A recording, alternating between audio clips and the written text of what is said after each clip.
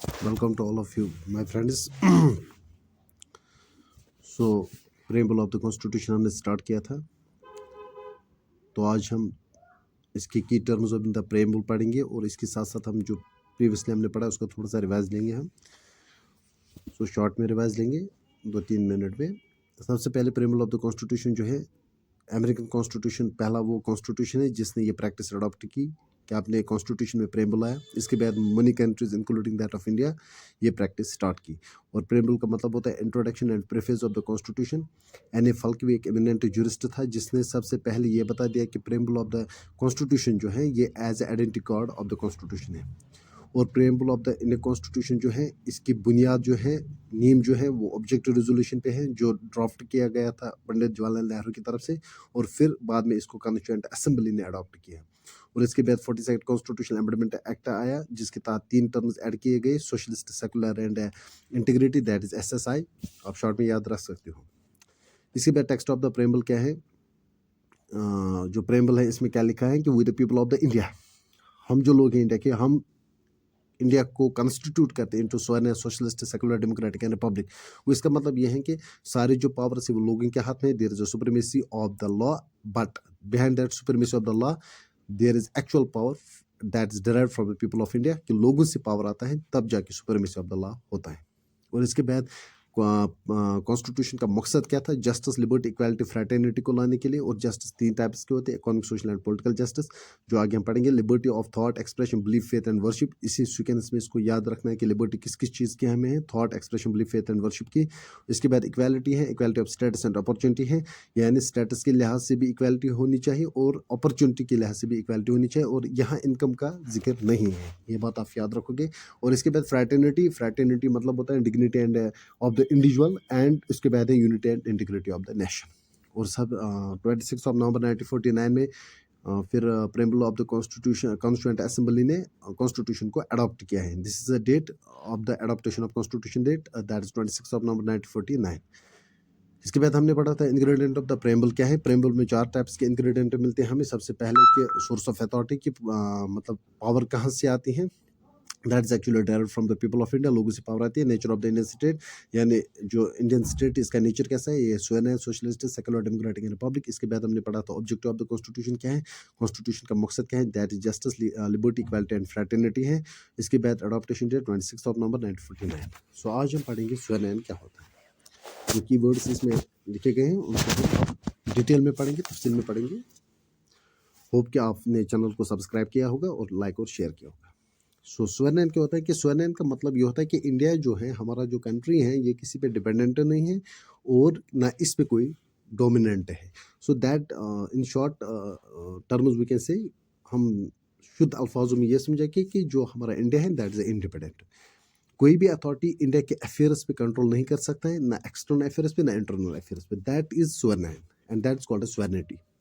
और even though कि 1949 में जो इंडिया है इसने एक डिक्लेरेशन जारी की है कि जिसमें ये बताया गया है कि इंडिया जो है ये member of the commonwealth nations का मेंबर बनेगा और फुल मेंबरशिप इसने ली है। और जो ब्रिटिश क्रॉन है it will head that of commonwealth nations. So अब यहाँ से ये समझना है कि कॉमनवेल्थ ऑफ नेशंस क्या होते हैं, जिन जिन कॉलोनीज में ब्रिटिश ने अपनी कॉलोनीज एस्टेब्लिश की थी और जब उन्होंने अपनी एक इंडिपेंडेंस हासिल की, उनका एक ग्रुप बन गया जिसको हम कॉमनवेल्थ ऑफ द नेशंस कहते हैं। और इंडिया ने ये चीज़ एक्सेप्ट की है कि ब्रिटिश क्राउन जो है वो इस कॉमनवेल्थ ऑफ नेशन एसोसिएशन को हेड करेगा, कि इसकी वजह से इंडिया की सुवेरेनिटी पे कोई असर पड़ा नहीं। तब भी क्योंकि वजह यह है कि ब्रिटिश क्राउन ने no doubt as a head of the Commonwealth nations काम किया है, but that British Crown will not impact on making of the laws, that British Crown will not impact on internal and external affairs। वो किसी भी लिहाज से India के internal external affairs पे कंट्रोल नहीं करेगा। दैट मीन्स कि सुवेरेनिटी पे कोई असर नहीं पड़ा है, ना इससे कोई डायल्यूशन हुई है। सो इंडिया एक सुवेरेन स्टेट है और इस लिहाज से इंडिया किसी भी फॉरेन टेरिटरी को एक्वायर कर सकता है और कोई भी टेरिटरी यहाँ से किसी फॉरेन स्टेट को दे सकता है, क्योंकि इस लिहाज से इंडिया को एक इंडिपेंडेंट पावर दी गई है। इंडिया अपने हिसाब से किसी भी फॉरेन टेरिटरी को दे भी सकता है और ले भी सकता है, और दिस इंडिकेट्स कि India is a sovereign state. Then second term is the socialistic. Socialistic जो टर्म है इसको भी 42 कॉन्स्टिट्यूशन अमेंडमेंट एक्ट के जरिए लाया गया है। और क्या अर्लियर कॉन्स्टिट्यूशन में सोशलिस्टिक था? नहीं, बट कुछ कंटेंट जो हमारे कॉन्स्टिट्यूशन में है उनसे रिफ्लेक्ट होता है कि हमारे जो कॉन्स्टिट्यूशन है इसमें किसी किसी जगह सोशलिस्ट कंटेंट ऑलरेडी मौजूद था, जैसे कि in the form of the DPSP directive principles of the state policy के जरिए ये जो सोशलिस्ट कंटेंट है it is present in our constitution, but explicitly किसी भी जगह हमें यहाँ मेंशन नहीं है कि India is a socialist state, and this socialist state then was established by the 42nd Constitutional Amendment Act. इसके लिए एक रेजोल्यूशन लाई गई थी आदिवासी सेशन में 1955 में, और जिसमें यह बताया गया कि हम इंडिया को सोशलिस्टिक पैटर्न पे लाएंगे और इंडिया की सोसाइटी जो है इसको सोशलिस्टिक पैटर्न पे लाएंगे। और सोशलिज्म क्या होता है? सोशलिज्म एक्चुअली वो टर्म होती है पॉलिटी में जिसमें यह बताया जाता है कि जो मीन्स ऑफ द प्रोडक्शन है that will be in the hands of the government. अगर in the hands of the government along with private property होगी then it is called as a democratic socialism, यानी private property भी होगी लेकिन public property भी होगी, that is called as democratic socialism, यानी government की property भी होगी private property भी होगी, that is a democratic socialism, and that is also the concept of mixed economy।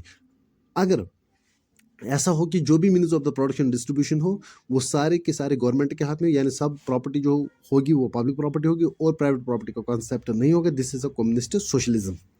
और डेमोक्रेटिक सोशलिज्म में क्या होता है कि मिक्सड इकोनॉमी साथ साथ चलती है, यानी प्राइवेट प्रॉपर्टी भी होती है पब्लिक प्रॉपर्टी भी होती है। और डेमोक्रेटिक सोशलिज्म का मकसद क्या होता है, एंड क्या होता है? ये होता है कि पॉवर्टी खत्म हो जाए, इग्नोरेंस खत्म हो जाए, इक्वालिटी ऑफ द अपॉर्चुनिटी मिल जाए। ये कब पॉसिबल है? जब डेमोक्रेटिक सोशलिज्म एग्जिस्ट कर रहा हो। यानी कैसे कि जब गवर्नमेंट अपने हाथ में कुछ रिसोर्सेज लेगी और उनके इक्वली डिस्ट्रीब्यूट करेंगे, उसकी वजह से पॉवर्टी भी खत्म हो जाएगी, इक्वालिटी ऑफ अपॉर्चुनिटी भी आ जाएगी। 1991 में हमने एलपीजी रिफॉर्मेशन लाई, क्या इसकी वजह से हमारा जो सोशलिस्टिक स्टेट का कंटेंट क्या उसकी डायल्यूशन हुई? एब्सोल्युटली हुई है। That leads to the socialistic credential जो इंडियन स्टेट के उनमें डायल्यूशन आई। कैसे?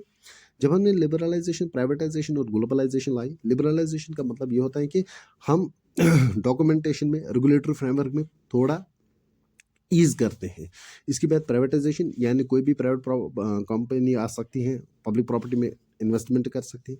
ग्लोबलाइजेशन, कोई भी फॉरेन से कंपनी आ सकती है, कोई भी फॉरेन इन्वेस्टर्स आ सकते हैं, वो यहाँ इन्वेस्टमेंट कर सकते हैं पब्लिक प्रॉपर्टी में, और इसकी वजह से जो पब्लिक का कंट्रोल था, गवर्नमेंट का कंट्रोल जो रिसोर्सेज पे था वो किसी हद तक कम हुआ है। दैट मीन्स डायल्यूशन हुई है। तो इसके बाद हम तीसरी टर्म पढ़ेंगे सेकुलर। सेकुलर जो टर्म है वो भी 42nd कॉन्स्टिट्यूशनल अमेंडमेंट एक्ट के जरिए लाई गई है 1976 में, सॉरी। सो इंडिया को एज एस्टेब्लिश किया गया है सेकुलर स्टेट। सेकुलर का मतलब क्या होता है कि सेकुलर मतलब ये होता है कि सारे जो रिलीजन्स हैं उनको इक्वल रेस्पेक्ट है, इक्वालिटी है, किसी भी तरह की डिस्क्रिमिनेशन नहीं होगी। That is a secular state. So India is a secular state. क्या इंडिया कॉन्स्टिट्यूशन ऑलरेडी कोई कंटेंट जो था वो कंटेन कर रहा था जिससे ये इंडिकेट हो कि इंडिया एक सेकुलर स्टेट है? Yes, in the form of the fundamental rights article number 25 to 28 तक जो भी कंटेंट है दैट इंडिकेट्स कि इंडिया जो है वो एक सेकुलर स्टेट है। और आर्टिकल 25 to 28 में जो फंडामेंटल राइट्स हैं वो रिलेटेड टू व्हाट है? फ्रीडम ऑफ रिलीजन से रिलेटेड है, यानी हर एक मजहब को इक्वली राइट्स दिए गए हैं अपने रिलीजन को प्रमोट करने के लिए, प्रोटेक्ट करने के लिए, फेथ के लिए, बिलीफ के लिए, इनके लिए एक फंडामेंटल राइट्स बनाए गए आर्टिकल 25-28 तक, जो हम आगे पढ़ेंगे। ठीक है। सो इससे ये इंडिकेट होता है कि इंडिया में ऑलरेडी सेक्युलर जो कंटेंट था कॉन्स्टिट्यूशन वो ऑलरेडी मौजूद था। और इंडिया में कैसा कॉन्सेप्ट ऑफ सेक्युलरिज्म है? सेक्युलरिज्म के दो कॉन्सेप्ट होते हैं, एक पॉजिटिव सेक्युलरिज्म, दूसरा होता है नेगेटिव सेक्युलरिज्म। पॉजिटिव सेक्युलरिज्म का मतलब ये होता है कि जहाँ गवर्नमेंट इंटरवेन करे, जहाँ गवर्नमेंट जो है वो इंटरवेन करे रिलीजन को प्रोटेक्ट करने के लिए, अगर रिलीजन के राइट्स पे कोई भी बात आए गवर्नमेंट इंटरवेन करे, that is a positive concept of the secularism. और नेगेटिव कॉन्सेप्ट ऑफ सेक्युलरिज्म ये होता है कि जहाँ स्टेट जो हो, गवर्नमेंट हो, वो सेपरेट हो रिलीजन अफेयर्स से, यानी रिलीजन अफेयर्स में गवर्नमेंट का कोई भी मुदाखलत नहीं होती है, उसको बोलते हैं हम negative concept of the secularism. क्या हमेशा गवर्नमेंट यहाँ इंटरवेन करेगा? क्या गवर्नमेंट प्रिविलेज दे सकता है किसी रिलीजन को दूसरे रिलीजन से? नहीं। जबकि जबकि रिलीजन राइट्स में, रिलीजियस राइट्स में जब भी वायलेशन हो जाएगी तब गवर्नमेंट इंटरवेन करेगा, otherwise government will maintain a distance with the religious affairs. Religious affairs से गवर्नमेंट एक डिस्टेंस रखेगा। ठीक है, that's a positive concept of secularism. But जब वायलेशन होगी राइट्स की तब गवर्नमेंट इंटरवेन करेगा। ठीक है, तो इधर बाय जुडिशरी और बाय गवर्नमेंट एक्शन। ठीक है, then we have a democratic. ठीक है। डेमोक्रेसी क्या होती है कि डेमोक्रेसी वो एक कॉन्सेप्ट होता है जिसमें bye the people, of the people, for the people होता है। यानी लोगों के लिए गवर्नमेंट बनाई जाती है, लोगों के जरिए गवर्नमेंट बनाई जाती है, लोगों के लिए गवर्नमेंट बनाई जाती है। ठीक है, उसको बोलते हैं डेमोक्रेसी, जो आपने पढ़ा होगा छोटी छोटी क्लासेस में। और डेमोक्रेसी के दो टाइप्स होते हैं, ये भी आपने पढ़ा होगा, डायरेक्ट एंड इनडायरेक्ट डेमोक्रेसी। और डायरेक्ट डेमोक्रेसी क्या होती है कि जहाँ लोग डायरेक्ट अपने पावर्स को एक्सरसाइज करते हैं। और इनडायरेक्ट डेमोक्रेसी क्या होती है, जैसे हमारे इंडिया में इनडायरेक्ट डेमोक्रेसी है, हम एक रिप्रेजेंटेटिव को चुनते हैं लोगों के जरिए, और वो रिप्रेजेंटेटिव फिर पावर्स एक्सरसाइज करते हैं on the behalf of the people. So इसको हम बोलते हैं इनडायरेक्ट डेमोक्रेसी। और डायरेक्ट डेमोक्रेसी में 4 डिवाइसेस होते हैं, ये आप याद रखोगे, referendum, initiative, recall and plebiscites. और रेफरेंडम क्या होता है, इनिशिएटिव क्या होता है, रिकॉल क्या होता है, प्लेबिसाइट क्या होता है, ये मैं भी आपको बताऊंगा। जैसे कि प्लेबिसाइट होता है वो मेथड जहां लोगों से ओपिनियन ली जाती है किसी भी इश्यूज पर, और जो इश्यूज एक पब्लिक इंपॉर्टेंस रखते हैं उनसे हम एडवाइस लेते हैं लोगों से कि इस इश्यूज को हम कैसे हैंडल करें। ठीक है, दैट्स अ प्लेबिसाइट। और रिकॉल एक वो मेथड होती है जिसमें जो रिप्रेजेंटेटिव होता है उसको रिमूव किया जा सकता है। अभी रिप्रेजेंटेटिव टर्म कंप्लीट नहीं हुए, उससे पहले एक रिप्रेजेंटेटिव को रिमूव किया जाता है, एक ऑफिसर को रिमूव किया जाता है अगर उसने प्रॉपरली ड्यूटी नहीं की, दैट इज रिकॉल। यहाँ देखो आपकी लोग जो है वो अपने पावर्स को डायरेक्ट एक्सरसाइज करते हैं। ठीक है, इनिशिएटिव क्या होते हैं, इनिशिएटिव वो एक मेथड होती है जहां लोग एक बिल को प्रपोज करते हैं कि इस बिल को लीजिए आप और इसको लॉ बना दीजिए, इस हिसाब से लॉ बनना चाहिए, दैट्स द इनिशिएटिव। और रेफरेंडम क्या होता है, रेफरेंडम भी एक वो प्रोसीजर होता है जहां एक लेजिस्लेशन जो होता है, एक लॉ जो होता है वो लोगों को दिया जाता है सेटलमेंट के लिए बाय देयर डायरेक्ट वोट्स। लोग डायरेक्ट वोट देते हैं कि इस लॉ को कैसा होना चाहिए, किस तरीके से होना चाहिए, एक लेजिस्लेशन डायरेक्ट लोगों के हवाले किया जाता है, जिस इज रेफरेंडम। सो ये 4 डिवाइसेस होती है, आपने चारों में देखा होगा कि डायरेक्ट जो पावर्स होती है वो एक्सरसाइज बाय द पीपल होती है। ठीक है, इनडायरेक्ट डेमोक्रेसी में ऐसा नहीं होता है, हम एक रिप्रेजेंटेटिव चुनते हैं और जो रिप्रेजेंटेटिव चुना जाता है वो इलेक्टेड किया जाता है बाय द पीपल। एक पीरियडिक इलेक्शन होता है 5 साल के बाद, उसके जरिए हम इलेक्शन जो कंडक्ट किया जाता है by the election commission of the India 5 साल के बाद, और उसके जरिए हम एक रिप्रेजेंटेटिव चुनते हैं और रिप्रेजेंटेटिव फिर गवर्नमेंट को चलाता है on the behalf of the people. और वहाँ जो लोगों की पावर्स होते हैं वो एक्सरसाइज होते हैं रिप्रेजेंटेटिव के जरिए, और रिप्रेजेंटेटिव लोगों की पावर उसको एक्सरसाइज करता है और लोगों की बात आगे पहुंचाता है, और लोगों की बात जो होती है या लोगों का जो इशू होता है उसको एड्रेस करता है। ठीक है, तो फिर रिप्रेजेंटेटिव डेमोक्रेसी भी 2 टाइप्स की होती है, एक पार्लियामेंट्री फॉर्म ऑफ डेमोक्रेसी होती है, एक सेकंड इज अ प्रेसिडेंशियल। अगर हम प्रेसिडेंट को इलेक्ट करते हैं, प्रेसिडेंट के पास ही सारे एग्जीक्यूटिव पावर देंगे, then it's a presidential.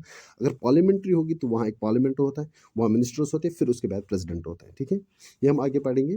So that is a presidential and parliamentary, जैसे यूएसए में प्रेसिडेंशियल है, इंडिया में पार्लियामेंट्री है। ठीक है, इंडियन कॉन्स्टिट्यूशन ने रिप्रेजेंटेटिव पार्लियामेंट्री डेमोक्रेसी जो है, इसमें क्या है, इंडिया में जो रिप्रेजेंटेटिव डेमोक्रेसी है पार्लियामेंट्री फॉर्म की है।